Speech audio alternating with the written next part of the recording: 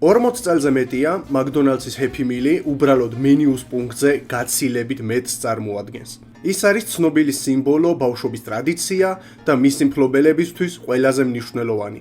უზარმაზარი მარკეტინგული წარმატება. ალბათ ყველა ჩვენგანის ბავშვობაში McDonald's რაღაც დიდი და განსაკუთრებული ნაწილი ეკუთვნის. არ ვიცი, ალბათ რამე მარკეტინგული მაგიაა, მაგრამ როდესაც ბავშვი ხარ, ეს დაბალხარისხიანი, სწრაფად მომზადებული, სალაფავის კი არა, განსაკუთრებული ატმოსფეროს მქონე ადგილია. მახსოვს 4-5 წლის რომ ვიყავი, როგორ მიხაროდა მაგში წასვლა. არა ბურგერების ან ფრის გამო, ზოგადად ბურგერებს ვერ ვიტანდი ბავშვობაში. არამედ ზემოთ ხსენებული ატმოსფეროს, სათამაშოებისა და საბავშვო ზონების გამო. გახსოვთ ეგ დრო, როდესაც McDonald's საბავშვო ზონა ჰქონდა, სასრიალოებით და რბილი იატაკით. წლები არ შემხვედრია არსად. რაც არ უნდა იყოს მიზეზი, ადმინისტრაციამ იცოდა როგორ ექცია თავის რესტორანი ატარებისთვის სასურველ ადგილად. და ამაში რომ Happy Meal-საც გიგანტური წვლილი მიუძღვის, ეს არავისთვისაა საიდუმლო.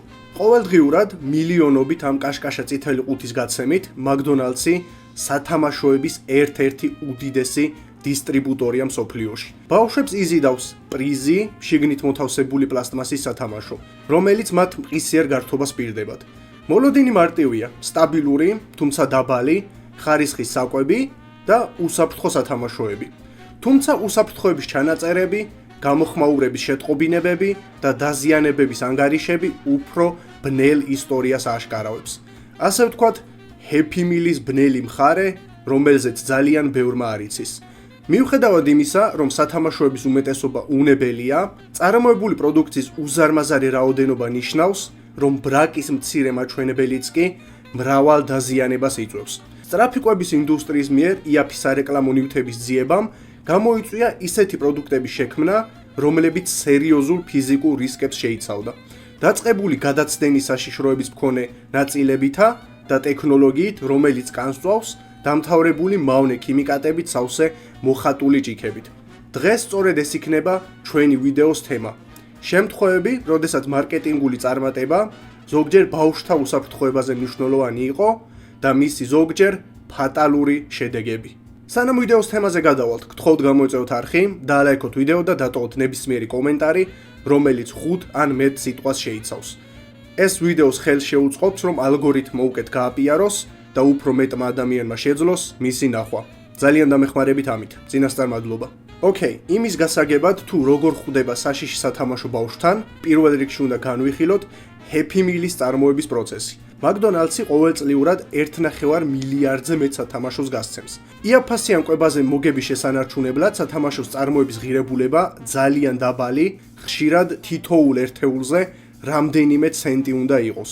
ეს რეალობა მოითხოვს მასშტაბურ აუთსორსინგს, ძირითადად ჩინურ ქარხნებში, რომლებიც ორიენტირებულნი არიან სისწრაფესა და მოცულობაზე. ხარჯების შემცირებაზე ასეთი ინტენსიური ფოკუსირება გარდაუვალ ზეწოლას ახდენს წარმოებელზე გამოიყენოს ხელმისაწვდომი უიაფესი მასალები და პროცესები, რაც ხშირად იწვევს კომპრომის გამძლეობასა და მასალების უსაფრთხოებასთან დაკავშირებით.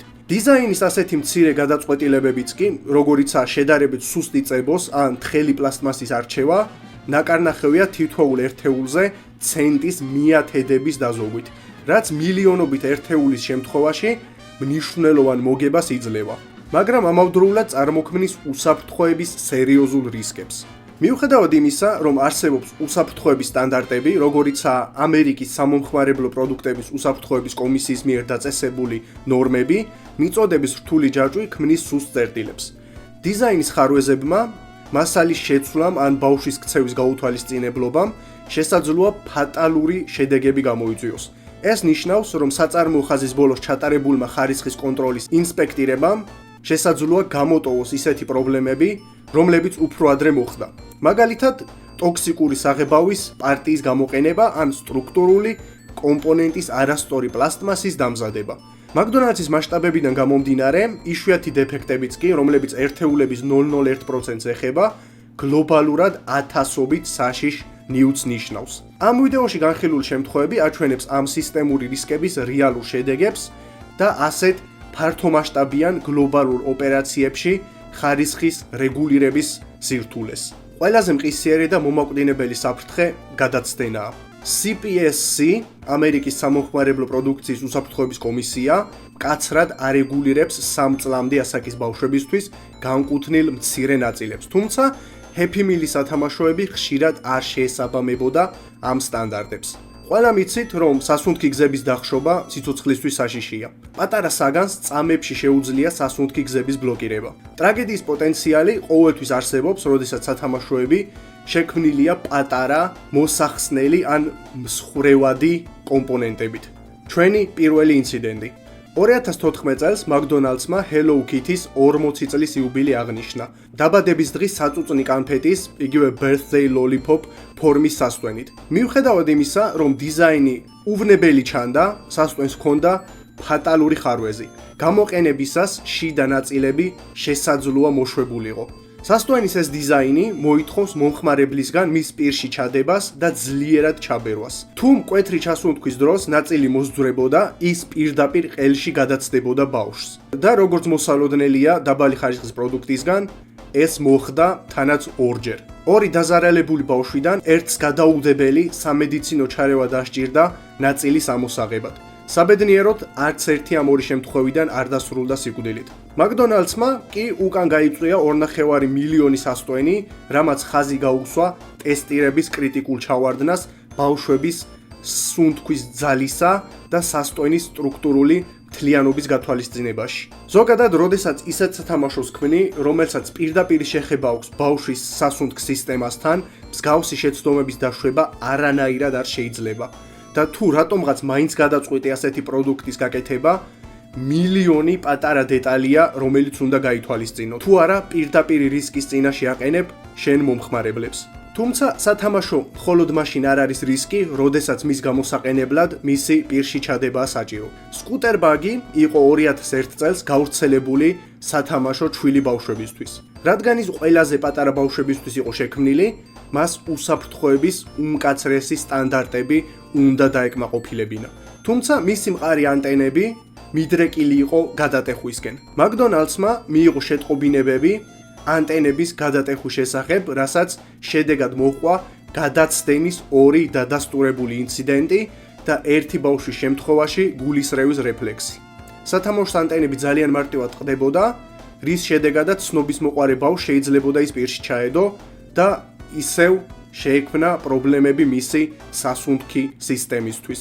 ზოგადად პატარებისთვის, რომლებიც უხეშად თამაშობენ, ხშირად იდებენ საგნებს პირში, აბრახუნებენ ან ისვრიან სათამაშოებს, მსხვრევადი პლასტმასი წარმოადგენდა სტრუქტურულ სისუსტეს, რომელიც ნებისმიერ დროს შეიძლება დაზიანებულიყო და ცნობისმოყვარე ბავშვს ის ჩაეყლაპა.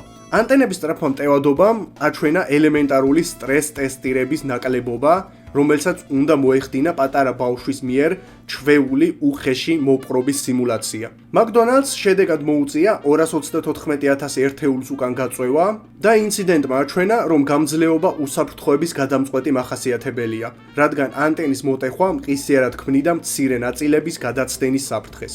კი, როგორც უკვე მიხვდით, უსაფრთხოების ინჟინერიამ უნდა გაითვალისწინოს, თუ როგორ გამოიყენებს ბავშვი სათამაშოს და არა მხოლოდ ის, თუ როგორ უნდა გამოიყენოს ის.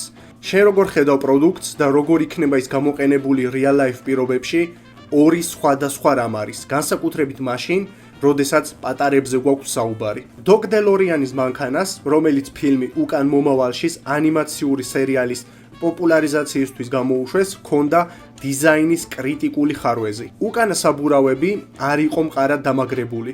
მართალია, მათ გაიარეს სტანდარტული გაჭიმვის ტესტირება, მაგრამ ვერ გაუძლეს ბავშვის კბილებს. ბავშვები ხშირად იყენებენ კბილებს როგორც იარაღს, რაც ცნობილი განვითარებისეული ქცევაა ტექსტურებისა და სიმტკიცის შესასწავლად. მოკლედ, ბავშვის განვითარების უმნიშვნელოვანესი ნაწილია. როდესაც სათამაშოებმა მომხმარებლებამდე მიაღწიეს, მალევე გამოვლინდა 9 შემთხვევა, სადაც ბავშვებმა კბილებით მოაძრეს საბურავები მანქანას და ისევ პირში ჩაიდეს. რაც უკვე ხვდებით როგორ დამთავრდა. არ მესმის როგორ ვერ ისწავლა McDonald's-მა აქამდე ჭკუა ამდენი ინციდენტის შემდეგ. რა თქმა უნდა, სათამაშოების უკან გაწვევა მოუწიათ, მაგრამ ამჯერად ეს დიდი დარტყმა იყო, რადგან 8 მილიონზე მეტი მანქანა ჰქონდა კომპანიას გაჩუქებული Happy Meal-ებთან ერთად. როგორც ხვდებით, ბავშვების სამიზნე აუდიტორიად არჩევა შენი პროდუქტისთვის გიგანტური თავის ტკივილი და რისკია. ჩვენი შემდეგი შემთხვევა არ ეხება McDonald's, არამედ მათ კონკურენტ Burger King-ს, მაგრამ როდესაც სახიფათო სათამაშოების თემას ვეხებით, უბრალოდ შეუძლებელია არ ვახსენოთ ეს ინციდენტი. Burger King-მა McDonald's-ის მსგავსად სცადა პოკემონების ჰაიპზე მარტივი ფული გაეკეთებინა. და ამის მისაღწევად მათაც ასევე გაავრცელეს პლასტმასის პოკებოლები, რომლებიც ამჯერად რბილ სათამაშოს შეიცავდნენ. კრიტიკულად მნიშვნელოვანი ამ შემთხვევისთვის ის, რომ პლასტმასის ნახევრები იდეალური ზომის იყო იმისთვის, რომ დაეფარა პატარა ბავშვის ცხვირი და პირი, რაც ქმნიდა მჭიდრო, მახრჩობელა ვაკუუმურ ეფექტს. დიზაინის ეს ხარვეზი განსაკუთრებით საშიში იყო, რადგან მრგვალი ფორმა და გლუვი პლასტმასი აადვილებდა ბავშვის სახეზე ვაკუუმის შემთხვევით შექმნას. რამაც ამ ვიდეოს პირველი და საბედნიეროდ ბოლო ტრაგიკული შემთხვევა გამოიწვია, როდესაც 13 წლის გოგონა გაიგუდა და გარდაიცვალა, როდესაც ეს სათამაშო სახეზე მიიდო და მისი მოშორება ვეღარ მოახერხა. უკან გაწეული იქნა დაახლოებით 25 მილიონი ერთეული და შეიძლება ითქვას, რომ ეს მოვლენა იყო game changer-ი. მან აიძულა მთელი ინდუსტრია გადაეხედათ მრგვალი კონტეინერების წარმოებისთვის, რასაც მოყვა სასუნთქი ხვრელების დანერგვა სათამაშოებში, რომლებსაც შეუძლიათ ვაკუუმის შექმნა. მან დაამტკიცა, რომ მარტივი კონტეინერის შეფუთვასაც კი შეუძლია იყოს მომაკვდინებელი, თუ ის არ არის დაპროექტებული სიცოცხლის გადამრჩენელი სიფრთხილის ზომების გათვალისწინებით. ინდუსტრია ასევე დგას ისეთი ფარული საფრთხეების წინაშე, როგორიცაა ტოქსიკურობა, რაც მავნე ნივთიერებების ნელ დაგროვებას გულისხმობს. გატეხილი სათამაშოებისგან განსხვავებით, ტოქსიკური სათამაშო უსაფრთხოს იდენტურად გამოიყურება, რაც მშობლისთვის შემოწმებას შეუძლებელს ხდის. როდესაც გამოვიდა ფილმი შრეკი სამუდამოდ, McDonald's-მა მოაწყო კოლაბორაცია, რომლის შედეგადაც 12 მილიონი ჭიქა გაყიდა. პერსონაჟის კაშკაშა ილუსტრაცია, რომელიც დატანილი იყო ჭიქაზე, მიღებული იყო საღებავით, რომელიც შეიცავს კადმიუმის მაღალ დონეს. ეს არის ტოქსიკური მძიმე მეტალი და ცნობილი კანცეროგენი, რომელიც გამოიყენება მისი მკვეთრი ფერებისა და დაბალი ღირებულების გამო. რისკი წარმოიშვა მაშინ, როდესაც ბავშვები ეხებოდნენ, ლოკავდნენ ან ღიჭავდნენ ჭიქის კიდეებს, ან როდესაც საღებავი იქერცლებოდა ჭურჭლის რეცხვის შედეგად. ეს იწვევდა მეტალის გადატანას მათ ხელებზე ან პირდაპირ მათ ორგანიზმში. კადმიუმი ზოგადად იწვევს თირკმელის, ძვლისა და ფილტვის დაზიანებას, რაც კატასტროფულად სახიფათო არის ადამიანის ორგანიზმისთვის. საჯარო კრიტიკის შედეგად McDonald's-მა უკან გაიწვია ყველა 12 მილიონი ჭიქა, საერთოდაც ჭურჭლის უკან გაწვევის ამხელა ინციდენტი ისტორიაში არასდროს ყოფილა აქამდე. კადმიუმის გამოყენებამ კი ხაზი გაუსვა საშიშ პრაქტიკას, როდესაც ერთი რეგულირებადი მძიმე მეტალი, როგორიცაა ტყვია, იცვლება სხვა ცნობილი ტოქსიკური ნივთიერებით, ხოლო იაფი ფერადი ესთეტიკის შესანარჩუნებლად და უსაფრთხოება ისევ და ისევ მეორე პლანზე გადადის. ჩვენი ვიდეოს ბოლო შემთხვევა. ერთ პერიოდი McDonald's-მა გადაწყვიტა, რომ დრო იყო მათი პროდუქციის მოდერნიზაციის და შედეგად Happy Meal-ში დაიწყო ტექნოლოგიური სათამაშოების ჩადება. რა თქმა უნდა, გაჩნდა ახალი რისკები, ქიმიური და თერმული დაზიანებები ელემენტებისა და მიკროსქემებისგან. ელექტრონიკის ინტეგრირებამ იაფასიან სარეკლამო ნივთებში მნიშვნელოვნად გაართულა უსაფრთხოების მოთხოვნები, რაც საჭიროებდა ტესტირებას არამხოლოდ ფიზიკურ მთლიანობაზე, არამედ თერმულ და ქიმიურ გაჟონვაზეც. კვებითი ღირებულების შესახებ კრიტიკის გასაბათილებლად, მოკლედ იმაზე რომ უხარისხო საჭმელი აქვს McDonald's-ში, მათ წარმოადგინეს სტეფაითი, აქტივობის სათვლელი სამაჯური. ირონიულია, რომ ამ ჯანსაღმა ბრჭყალებში თავისთავად სათამაშომ გამოიწვია მნიშვნელოვანი მწვავე დაზიანებები. ამ იაფასიანმა ელექტრონიკამ ბავშვების მაჯებზე გამოიწვია კანის გაღიზიანება და დამწვრობები. დაფიქსირდა დაზიანების 70-ზე მეტი შემთხვევა, ინციდენტი კი მიაწერეს ან იაფი ელემენტების გაუმართავობას, რამაც გამოიწვია გადახურება, ან ქიმიურ რეაქციას დაბალი ხარისხის პლასტმასის სამაჯურსა და ოფლიან კანს შორის. რომელიც არ უნდა იყოს, ეს მიუთითებდა ხარისხის სუსტ კონტროლზე, იაფი ელექტრონული კომპონენტების მოძიებისას. მინიატურული დაბალბიუჯეტიანი ელემენტების გამოყენების რისკი ისეთ ნივთებში, რომლებიც უშუალოდ კანზე იწმევა, უკიდურესად მაღალია.